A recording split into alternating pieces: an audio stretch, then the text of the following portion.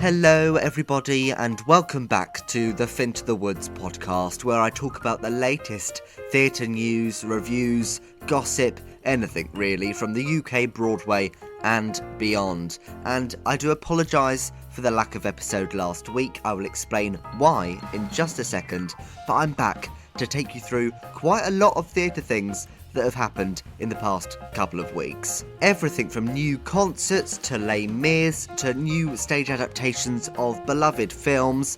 There's a lot going on. Firstly though, let me explain why there wasn't an episode last week. Basically, I've finished uni. That's the overarching theme of this segment, is that I've been quite busy with lots of uni stuff, and last week from the 1st to the 8th of June were the performances for the final production that I worked on while at GSA, The Hunchback of Notre Dame, as assistant director. And it's been an amazing 7 weeks working on this show with a cast of 31. I think I mentioned it in the last episode. It's a beast. It's a big production. Going into tech, I don't think I'd actually got that really in my mind, how much there was to do and how little time we had to do it in. It was fairly stressful. There was a lot to get done. We got it done.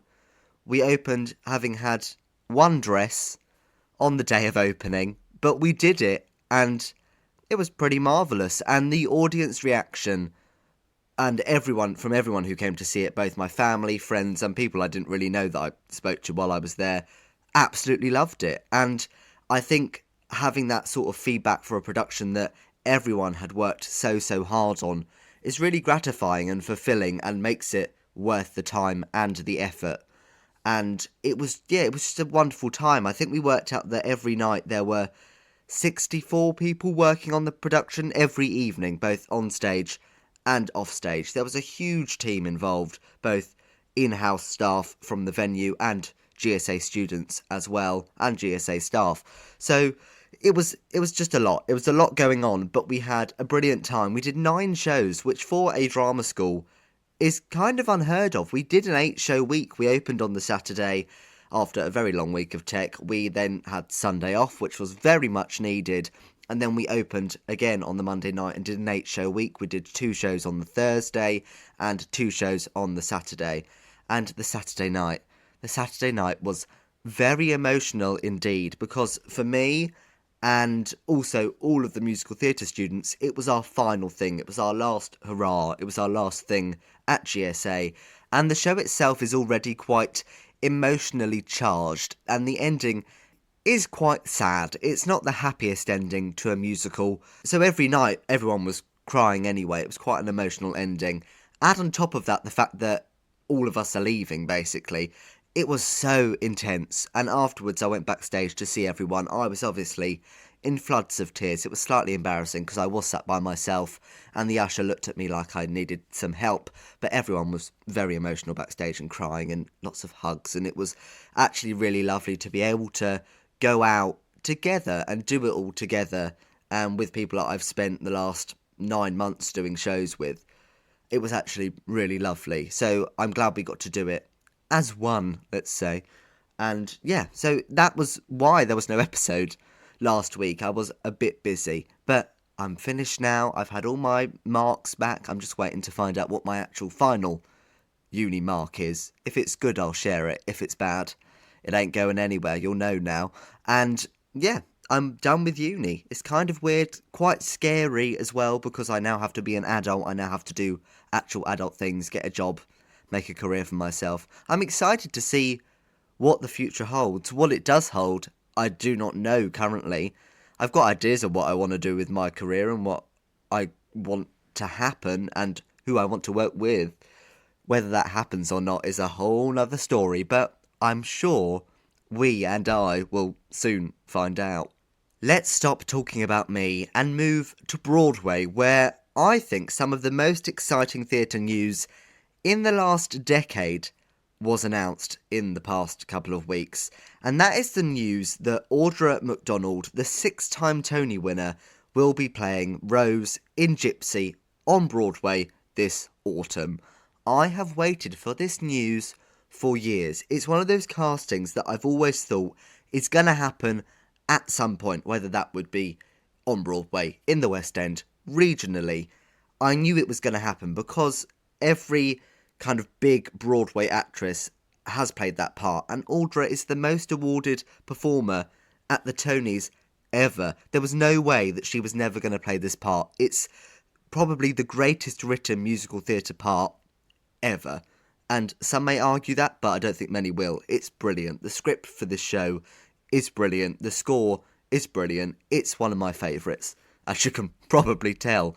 And the news that she was doing it, I didn't know if I'd imagined it, if I'd dreamt it, because I was that excited and that ecstatic that my dreams are finally coming true. By playing Rose, she is going to join another league of greats. I mean, she's kind of in a league of her own at the moment, but she's going to join the likes of Ethel Merman, who originated the role on Broadway, and also the subsequent Roses, Angela Lansbury, Tyne Daly, and then in the noughties we had two. We had Bernadette Peters and Patti LuPone within the space of 5 years. So lots of people are saying, well, not lots of people, some grumpy people on the internet are saying we don't need a revival of Gypsy because we've had so many already. But there's a reason that it's so often revived and often very well received, because it's a good show and people go and see it and they want to see these actresses take on this mega role. So I don't really understand why people have a problem with it, to be honest, because if it's a good show and it has good casting, then what's not to love about it? I have a theory that the rest of the casting is going to be from not outside the theatre world, but people who are more accessible to people that aren't in the theatre community. Because as much as Audra is a big name within theatre and she's done a fair bit of TV work, she isn't an big Hollywood star who's going to draw in tickets. So I have a feeling that Herbie and Louise will be played by people who might appeal to the general public slightly more, and maybe even so with the three strippers, the three older strippers who sing You've Got to Get a Gimmick. I do wonder if they're going to get some proper either Broadway alumni in those parts or just a few famous people to bump it out. I don't know. We'll see in the next few weeks and months how that casting process progresses. An added layer of excitement to this production is the fact it's going to be reopening the Majestic on Broadway. The Majestic Theatre is where Phantom of the Opera ran for 35 years, and they've been renovating it since its closure, making it look all lovely, because they painted a lot of the outside of it black, and the sign that says Majestic was changed from red when 42nd Street was there to black when Phantom was there, and they've got a new red sign again, which is lovely to see it going back to its original colour. And yeah, I think it just adds another layer of excitement, the fact that it's reopening a very historic venue which has seen only 2 other shows in the last 40 odd years, which is kind of crazy. I spoke in the last episode how the rumoured production of Gypsy with Audra might hinder Nicole Scherzinger's chance at winning a Tony, and I think it really, really might. Now it's been officially announced. The competition is tough, but when you've got a 6-time Tony winner playing the best role ever written in musical theatre, surely she's going to win. Surely. I don't really understand how that couldn't happen. Maybe it will. Maybe it's going to shock us all in 2025 when the awards will be. Who knows? We'll just have to wait and see. Jumping further ahead in the Broadway calendar to 2026, this week Dolly Parton announced that she is writing a musical about her life, and well, she has been writing it for the last decade apparently, and it's called Hello, I'm Dolly, which was the name of her first studio album, but it's also a little bit of a play on the Broadway classic Hello, Dolly. And well, it's slated to arrive on Broadway in 2026, but I'm sure it will have some sort of out-of-town tryout somewhere in the world. Who knows where that may be.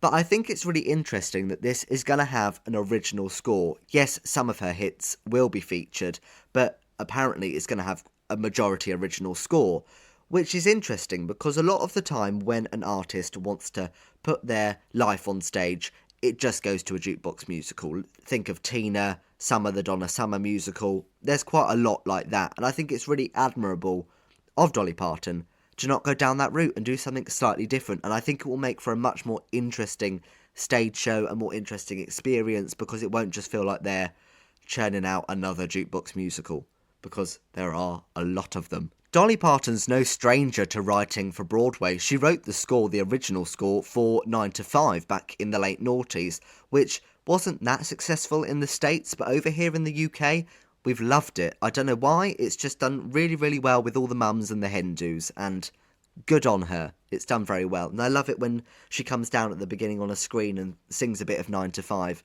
and introduces the characters. Slightly random, but it kind of worked. The big question now is, who the fuck is going to play Dolly Parton? That is some big shoes to fill. And the rumoured casting since about 2009 has been Kristin Chenoweth, which I really do see. I really see it. But she's a tad busy doing the new Stephen Schwartz musical, which is apparently coming to Broadway in the next year.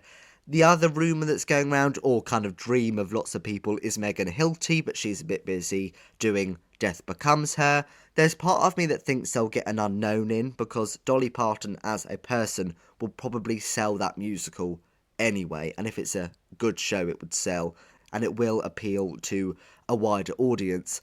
But it will be interesting to see if Kristin, after all these years of her saying she wants to play Dolly, and Dolly saying that she wants Kristin to play her, if that actually happens, or has it been too long since those initial conversations? We'll have to wait and see, but I'm really excited to see and hear more about this production. I just want to take a moment to talk about Richard Sherman and Janice Page, two Hollywood and Broadway stars that we lost in the past couple of weeks. Richard Sherman passed away at the grand old age of 95, and he was famous for being one of the Sherman brothers who wrote the songs and score for Mary Poppins, Chitty Chitty Bang Bang, Jungle Book, Bedknobs and Broomsticks, a lot for Disney, and all the songs that everyone knows, really. And he was a proper legend. But his Broadway musicals that he wrote with his brother Robert weren't as successful. You look at Over Here, which they wrote, which I think was on Broadway in the late 70s or early 80s, and it starred the Andrews sisters, John Travolta and Anne Reinking, which was an interesting combination. And they also wrote Busker Alley together, the musical that was meant to go to Broadway many times, but never ended up happening. I don't know why, there was so much drama surrounding it, and people were pulling out, and it changed its name about 5 or 6 times, and it was meant to go to Broadway, finally starring Tommy Tune in the early 90s, and then it didn't happen. It got pulled at the last minute because Tommy Tune injured himself, and so it never made it. So their Broadway musicals that they wrote weren't as successful, but the Broadway adaptations of their films were, of course, very successful indeed. Janice Page passed away at the age of 101, and she was the original Babe in The Pajama Game on Broadway back in 1954, and I think she was the oldest surviving cast member, but that crown now goes to Shirley MacLaine, who is currently 90 at time of recording. And she didn't do the film Janice Page, that was Doris Day, but she did end up doing Silk Stockings, the movie, with Fred Astaire and Sid Charisse. And she did a lot of regional and touring productions across the rest of her career, the usual suspects like Applause, Sweet Charity, Gypsy, those kind of shows. But she was also the first official replacement for Angela Lansbury in Mame on Broadway, and kept that production going even longer after Angela left. Concert stagings of musicals have kind of overtaken the musical theatre scene, especially in London. There are constantly this stream of concert versions for one night only, or maybe 2 performances on one day of a musical, and it will have some big names in it, and it will sell out, and it will do great. And it's quite an interesting business model, because it gets people interested in the shows, and they'll go and see it to see the certain people in the production, and it's intriguing because often the shows that they do are shows that only closed maybe 5 or 10 years ago, and not things older than that, which I think personally for me would be more interesting and would entice me more to go to see them. However, this week we had 2 musical concerts get announced. The first one is Sondheim on Sondheim, which will be at the Alexandra Palace in October this year. I'm interested to go and see this because I love Sondheim, and I've never seen this show. I don't know a lot about it. I know that he is featured as a person via lots of videos, as it was done in the original Broadway production and subsequent productions. and it's going to star the likes of Jenna Russell and Scarlett Strallen, so the casting's good, the venue is lovely, I like Alexandra Palace, and I'm very excited. I have got my tickets already. We've then also got Dirty Rotten Scoundrels, which was only in the West End about 7-8 years ago, but it's coming back for a one-night-only concert at the London Palladium in November. It's going to be led by Ramin Karimloo and Hadley Fraser, and also going to star Carly Mercedes Dyer, Janie D, Rufus Hound and Lauren Drew, another really stacked cast. I love Dirty Rotten Scoundrels. I love David Yazbek as a composer. He's one of my favourite musical theatre composers, and I love this score, and I have watched the bootleg of the Broadway production which starred John Lithgow and Sherry Renee Scott and Norbert Leo Butts and also Joanna Gleason. I've watched that many a time, so I'm excited to be able to go and finally see a production of it, because I missed it when it was in the West End a few years back, and the tour as well.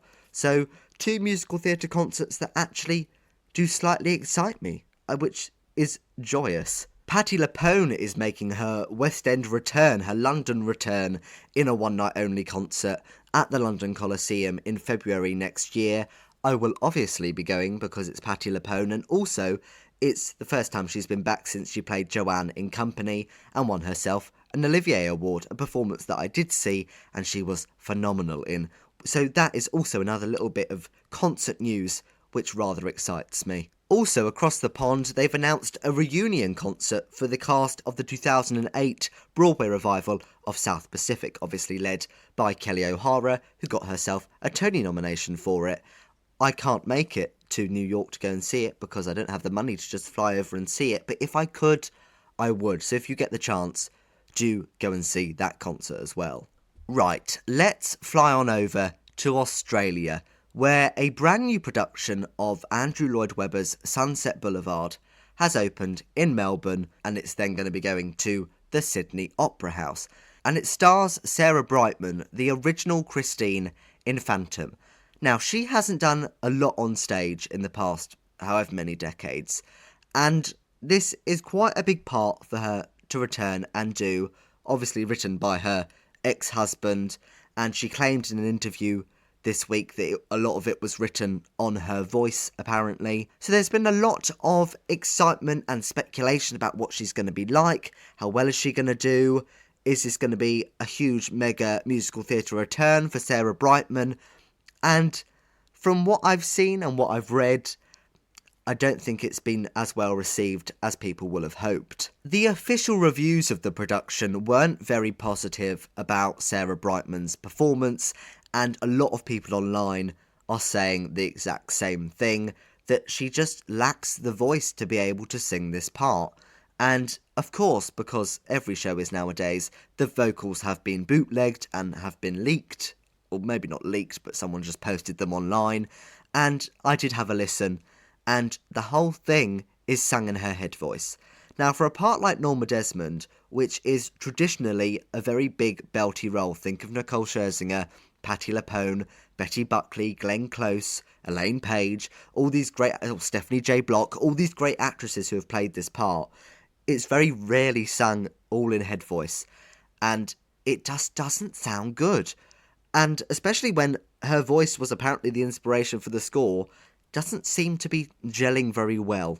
I just think that's very interesting. Usually as well, with Sunset Boulevard, when you release a trailer or footage of the show, there will be a lot of her singing, because the numbers in that show are quite iconic, with One Look, As If We Never Said Goodbye. They're beautiful songs.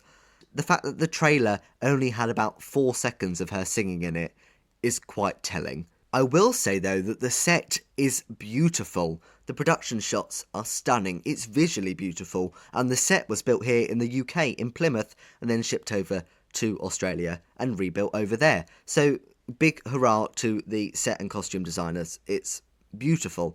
However, I think it's just very interesting that this big return for Sarah Brightman hasn't been as successful as people may have thought it would be, and I don't think this production will go any further than its Australian run. Let's move to the world of amateur theatre, and a very exciting piece of news that affects a lot of amateur theatre companies up and down the country. So Les Mis this coming year are celebrating their 40th anniversary, And previously, the only version of Les Mis you could do is the school edition, which was released in the early noughties, and that is the only version of Les Mis there was to do, and that you could do while it was running in the West End. Now, in celebration of the 40th anniversary, 11 different companies up and down the country are being given the opportunity to do the full-scale version of Les Mis, the whole thing, for the first time ever while it's running simultaneously with the West End production. And this doesn't have to be a replica production, it can be non-replica, and each production company and each amateur company is going to work closely with creative consultants from the show and Cameron McIntosh, and I just think it's a genius idea, and I don't know why this has never been done before, but I think it's obviously perfect timing with the anniversary, but it's just an extremely great way to get so many people involved in amateur theatre, because people love Les Mis and everyone will want to be a part of this. I can guarantee you that now. So these productions will be happening in Belfast, Birmingham, Brighton, Bristol, Glasgow, Leeds, Liverpool, Nottingham, Norwich, at the Minack Theatre in Cornwall, which is on a cliff edge outside, which I think is so cool, and also in Swansea. So these productions will be led by one amateur theatre group in collaboration with the wider community and other local theatre groups. For example, in Brighton, which is the last place where these Les Mis performances are going to be happening, they're all happening across separate weeks over the summer months next year so that people can go and see every single one, I guess. But the production in Brighton is being led by Brighton Theatre Group in collaboration with the Brighton and Hove Operatic Society, Worthing Musical Theatre Company, and the Rotonians. The Rotonians, for me, is a family business, and it's something that I've been involved in all my life, so the fact that we're taking part in this is extremely exciting. It's a once-in-a-lifetime thing, really, and I'm going to be really intrigued how it works logistically, how many people are going to be involved. It's going to be really intriguing, but I think it's such a great nationwide community project and a genius idea.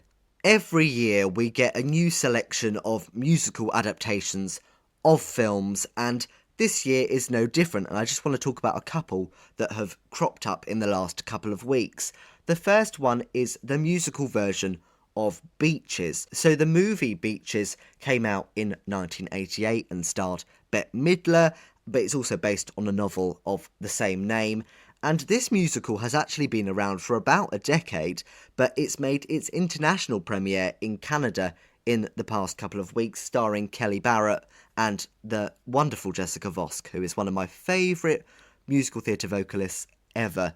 And it looks really fun. I've never seen the film. I've never seen either of the films that I'm going to talk about, actually. But I do want to watch it. I know it's quite sad. I know the ending is sad. And I don't know why I know that. I don't know why I know the plot to Beaches but don't know it. Maybe it's because I'm gay and Bette Midler's in it. That's probably why. But that has opened in Canada. And then The Preacher's Wife, the film from 1996, which starred Whitney Houston and Denzel Washington, has been adapted for the stage. Now, the casting for this is wonderful. It's being led by Amber Riley, famed for her time in Glee, but also her Olivier Award-winning performance in Dreamgirls, which should have gone to Broadway, and it always annoys me that that never happened. But it's also starring another Dreamgirl, an original Dreamgirl at that, Loretta Devine, which is extremely cool that they're doing a show together. So this adaptation has opened at the Alliance Theatre in Atlanta for its world premiere, and it has a score by Titus Burgess, who has been in many things. I love him in Unbreakable Kimmy Schmidt, but he's written the score, the music and the lyrics, which is a first for him, and he said he never thought he'd be the person to help bring The Preacher's Wife to the stage, but he has been involved, which is really cool. And it's also being co-directed by Michael Arden, who recently directed the Broadway revival of Parade. So it's got good people involved, a good cast, and from what, again, I've read from the reviews and the people online who have been to see it, it's quite good, and I hope it does have a future life, because it looks like something I'd enjoy, especially with that cast. I think I would enjoy it. Let's round off this episode with a few bits of casting news which have been released. The first one I'm going to talk about is Carrie Hope Fletcher, who is leading a new tour of Calamity Jane around the country for about 9 months next year, starting in January. And this is the same production that was at the Watermill in 2014. This production has done very, very well to bring it back again, to tour it again. I don't know really if the audience who usually go and see Carrie Hope Fletcher in things, whether that is Heathers or Addams Family or other things that she's done, are going to want to go and see Calamity Jane. I think it's a very interesting crossover. I think it's a very interesting thing for Carrie Hope Fletcher to do. Obviously, Calamity Jane is a very loved film and everyone knows a lot of the songs from it. So I'll be intrigued to see how it sells and how it does, because I think it's a very interesting intersection of musical theatre worlds. This tour is also apparently prior to a potential West End run, where that will be, and who else will be in it, we'll find out, but that is what the plan is, apparently. Tony nominee Kate Baldwin will be playing the role of Dee Dee Allen in The Prom in Connecticut. I love Kate Baldwin. If you don't know who Kate Baldwin is, get on board. I saw her as Irene Malloy in Hello Dolly on Broadway, and her voice is just dreamy. She's marvellous, and I'm so glad I've already seen her on stage, and hopefully we'll see her many more times. And The Prom, actually, the music in The Prom, I really enjoyed about 5 years ago. I haven't listened to it recently, and that is not because I have a vendetta against it. I just haven't listened to it a lot in recent times. But Dee Dee Allen as a character, originally played by Beth Level on Broadway, has some of the most fantastic songs, and I think Meryl Streep also did a really good job in the role on screen. Not so much James Corden, but Meryl Streep was wonderful in that film. So I'm really interested to see what she's like in that, and if we get any footage of it at all. But for me, the most exciting casting news is the return of Stephanie Mills to Broadway. Stephanie Mills was the original Dorothy in The Wiz, and that was the last show she did on Broadway. She did it a couple of times, but it's the last role that she played on Broadway. But she's now coming to Hadestown from the middle of July, and I can't wait to see her return to Broadway. I don't know a lot about Hadestown at all, really, but the fact that she's going to be on Broadway at the same time as the revival of The Wiz, I just think is really lovely. And her voice, her recording, her performance in the original cast recording of The Wiz is one of my favourites ever. So I just can't wait to hear her voice and see her in little things all over Instagram and Facebook and everything. Let's close out the episode with a Finch the Woods vaguely fun fact. And this week it comes from Barbra Streisand's audiobook, which I'm currently listening to. It's a mission. It's 48 hours long. And I'm only about 7 hours in, and I've just got to Funny Girl on Broadway, her first kind of thing that propelled her to stardom. And I've got a long, long career ahead of me. It's very interesting. And hearing her say it makes it more interesting as well, because she's great at telling stories and talking about things, and I just think she's a really interesting person. However, the fun fact is Barbra Streisand's name was being mispronounced by Siri, and she was not having any of it. So she phoned Tim Cook at Apple and said, "Siri's saying my name wrong, change it please," and they did. So that is why Barbra Streisand's name is pronounced correctly on Siri, because she complained about it.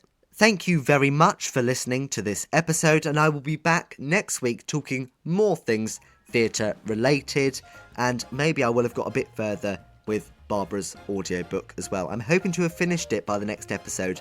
I will tell you if I remember. I might be frazzled by all the Barbara knowledge I've got in my brain. If you did enjoy, please share on your socials to your friends, to your family, whoever may be interested in listening. And don't be afraid to email me at fintothewoods@gmail.com with any questions you want answered or anything that you'd like me to talk about. But yes, I will see you. Again, I need to stop saying this. I won't see you, but you'll hear me next week.